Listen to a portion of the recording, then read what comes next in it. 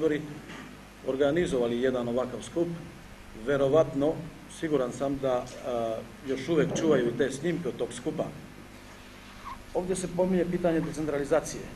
Ja ću da podsjetim neke koji su tad bili prisutni, a kažem, postoje i video dokazi. Prošli put, znači za vreme predizborne kampanje, za lokalne izbore, tačnije oktobra meseca, i predstavnici koalicije Vakat i predstavnici koalicije političkog subjekta NDS-a su tvrdili da imaju potpisane sporazume, a vi me demantujte slobodno, i oni i vi, ako nisam u pravu, da imaju potpisane koalicione sporazume sa premijerom Hašimom Tačijom da ćemo odmah dobiti opštinu Rećanje. Čak su zagovarali i tezu da će opština biti dobijena na prvoj narednoj sednici vlade. Ja mislim da od 3. novembra, posle 3. novembra, do momenta kada se parlament raspustio i vlada postala tehnička, neću da preteram, ali sigurno je bilo preko 20 sednica vlade. Je li tako, doktore, ili možda grešim? Na nijednoj sednici vlade nije spomenuta opština Rećanje. Predstavnici koalicije Vakat su otišli sami kod zamjenika ministra za lokalnu samoupravu da traže opštinu. Opština se ne traži tako, gospodo. Ako hoćemo opštinu, onda moramo svi zajedno da odemo i da zatražimo tu opštinu. Opština se ne daje politički, niti će to biti Vakatova, niti NDS-ova, niti CDU-ova, niti ostalih političkih subjekata. Na kraju, mi nismo mogli da se dogovorimo da napravimo zajednički klub, odbornički klub u opštini Prizren.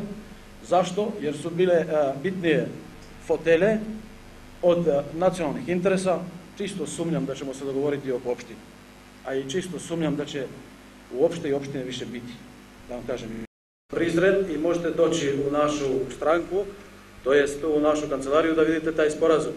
U sporazumu jasno stoji da 6 meseci nakon formiranja opštinskih vlasti, ako PDK kao većinska partija i vladajuća partija ne ispuni svoje obećanja, svi mi, ja kao odbornik ispred CDU-a u Prizrenu i 4 odbornika u Dragašu, zamrznut ćemo svoje funkcije. To stoji, taj rok od 6 meseci još uvek nije prošao. Što se tiče direktorijata, vi ste u prošlom sazivu imali direktorijat za omladinu, sport i kulturu. Ja moram reći, nažalost, zašto nažalost? Taj direktorijat, čime se vi mnogo hvalite i dičite, napravio je 1.000.000 malverzacija na štetu bošnjačkog naroda. Kako? Dom u Gornjem Ljubinju, koji je započet, je još uvek u katastrofalnom stanju, a veća žalost od toga je što je investitor, što je izvođač radova, dobio celokupnu investiciju. Znači, vaš direktor direktorijata je izvođaču uplatio do zadnji cent. Dom nigde ne završen. Imamo sljedeći primer, dom u Mušnikovu. Također stoje samo zidovi sa strane, u Ljubinje se i raspao jedan zid, ne znam da li ste vidjeli kad ste zadnji put bili. Dom u Mušnikovu je također nezavršen. Dom u Žuru, što je još žalosnije, odakle potiče naš gradonačelnik Prizrena, je još uvek nezavršen, a izvođaču je isplaćeno 870.000 evra. Ako se pitate da li nama iz CDU-a trebaju direktorijati, ja ću vam ovde odgovorno reći, ne gospodo, takvi direktorijati nam uopšte nisu potrebni. Da služimo nekome kako bi učestvovali u raznim malverzacijama, a sve to na štetu bošnjačkog naroda. Hvala, takvi direktorijati nam ne trebaju, još jednom kažem. I također imam jednu zamerku na vas, kao ljude koji odrađujete neke stvari. Zameram vam to što apsolutno ne pratite neka dešavanja poslanika na centralnom nivou i odbornika na lokalnom. Treba malo više da stavite aspekt, da nas posmatrate kako radimo, šta radimo, da nam sugerišete, da nam ukazujete greške. Ja mislim da nijedna bošnjačka nevladina organizacija ne prati rad lokalnog parlamenta, opštine Prizren i opštine Prizren. Cifre, ja nisam čuo cifre, ali od moje koleginice, gospođa Edini, sam čuo da je dosta toga uloženo. Ja ne vidim i ne znam stvarno gde je to uloženo.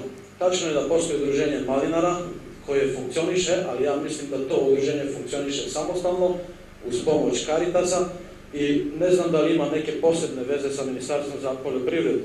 Tačno je da postoji udruženje stočara koje funkcioniše pod pokroviteljstvom koalicije Vakat, koje dobije hranu stočnu 45 tona, pa 5 tona podeli stočarima, 40 završi negde gde završi, na neka druga mesta. Tačno je da smo imali investirane i 3 mlekare ovde u Župi, bar toliko postoje na papirima u Prištini. Međutim, ja ne znam da li postoji, da li je ostala još jedna prazna tegla koja košta 50-60 centi, a ne mašine ili mlekare. Hvala. Ljubinju, to su ona obaveštenja da će uskoro početi opština da naplaćuje, jasno i glasno stoji da je ta odluka doneseta na Skupštini opštine Prizren 2013. godine. Gospodo, mi se ovde opet lažemo. 2013. godine NDS je imao 2 odbornika, Vakat je imao 1 odbornika. Hvala Bogu, donesite taj papir, pa pročitajte da se vidi koja je Skupština i kog datuma. I nemoj opet da se lažemo kako niko nije kriv, na papiru stoji jasno i glasno u čemu je problem. A ja ne bi da pravimo mi posebna preduzeća za Gornje, Donje, Ljubinje i tako dalje, nego moglo je sve to lepo da se sedne sa gradonačelnikom, da se razgovara, da odobri 2 vozila, 3 vozila koji će raditi u sklopu ekoregiona, ali koji će držati župu, normalno da se zaposle 5, 6 ili 10 Bošnjaka i problem bi bio rešen. Mi bi to plaćali. Zašto bi plaćali? Jer bi naši ljudi radili. Odluka donesena na Skupštini 2013. Pročitajte dobro, pa ćemo onda posle razgovarati ko je kriv i kako je kriv. Hvala vam. Mnogi ljudi koji su deo koalicije Vakat su nadprosečno inteligentni. Njima nije problem da za 2 godine magistriraju i doktoriraju i da bez magistrature doktoriraju, to mi jako dobro znam. Nažalost, oni su izdali diplome nekim ljudima koji još uvek ne znaju da čitaju. Verujte mi, imaju završen učiteljski fakultet, svaka čast izuzecima, ja ne bi da vređam sve, jer znamo da postoje dobri ljudi koji su obrazovni, koji su stručni. Nažalost, i ti obrazovni i stručni danas su došli u situaciji da trpe različite ucene, da moraju biti deo koalicije Vakat ili će ih neki novi zameniti. To sam htio da vam kažem. Drugo, gospodin, ja mislim, ako ne grešim se za Iri, je pričao malo o tom jedinstvu oko zajedničkog bošnjačkog kluba. Ja mislim da sam bio na početku jako jasan i glasan, da smo imali 3 sastanka u vezi zajedništva, zajedničkog nastupa u lokalnom parlamentu. Međutim, sva 3 sastanka su se odvijala u tom pravcu ko će podeliti funkcije. Ja moram da kažem da je predsjednica NDS-a zagovarala čvrstu tezu da ona po svaku cenu mora biti potpredsjednik opštine za zajednice. Tačno je da sam ja još na prvom sastanku, kad sam se sreo sa gospođom, rekao, predložio jednu ideju da to bude jedan nezavistan kandidat, kasnije se i Vakat složio, pa smo onda prešli na drugu tezu da to bude neko od ljudi koji su bili na listi, koji su se takmičili, da se mi, nas 5 dogovorimo ko će biti.